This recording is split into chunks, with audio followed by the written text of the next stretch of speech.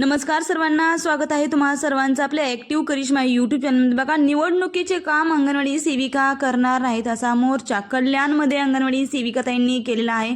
महाराष्ट्र राज्य अंगणवाडी कर्मचारी संघासोबत अंगणवाडी सेविका मदतनीसांनी निवडणुकीचे काम करणार नाही असा मोर्चा कल्याणमध्ये काढलेला आहे।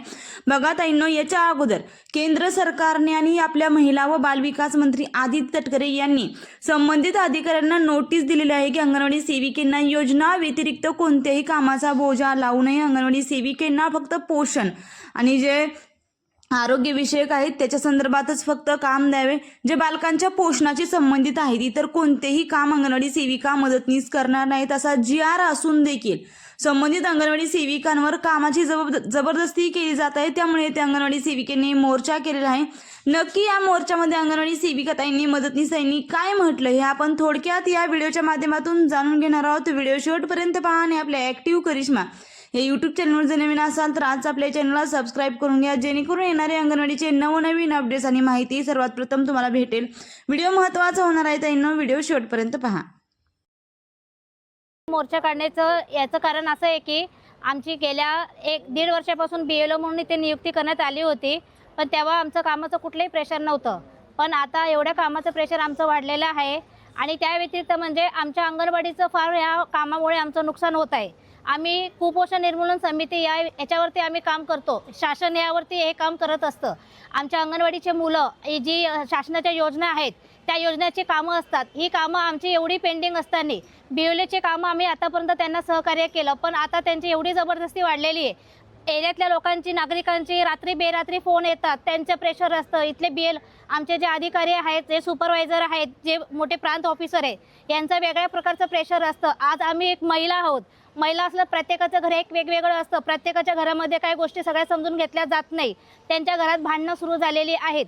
ही कामं एवढी वाढली आहेत की आमच्या अंगणवाडीच्या कामामध्ये आमचं दुर्लक्ष होत चाललेलं आहे।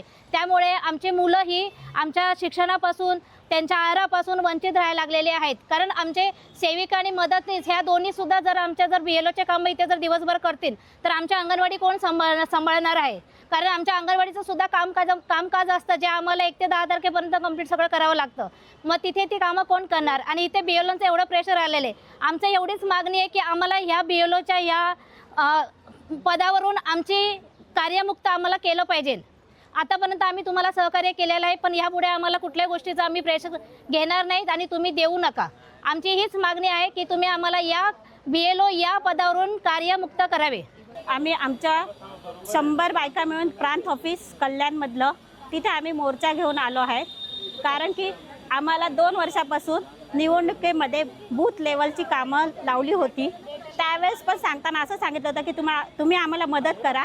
तेव्हाही आम्ही बोलत होतो की आम्हाला बूथ लेवलची कामं करायची नाही आहे, कारण की आमच्याकडे असा GR आहे सुप्रीम कोर्टाचा की ज्या इच्छुक आहेत सेविका त्यांनाच हे काम करणं द्या, ज्या इच्छुक नाही त्यांना सक्ती करू नये। पण त्यावेळेस त्यांनी आम्हाला असं सांगितलं की तुम्ही आम्हाला मदत करा, म्हणून आम्ही त्यांचे एक मदत म्हणून त्यावेळेस ते आदेश स्वीकारले। आदेश स्वीकारल्यानंतर आम्ही आजपर्यंतही त्यांनी आमचे आदेश रद्द केले नाहीत। आम्ही खूप वेळा त्यांना विनंती पण केली आहेत, पर्सनली पण केली आहेत, पण आता ते आम्हाला सक्ती पण करत आहे।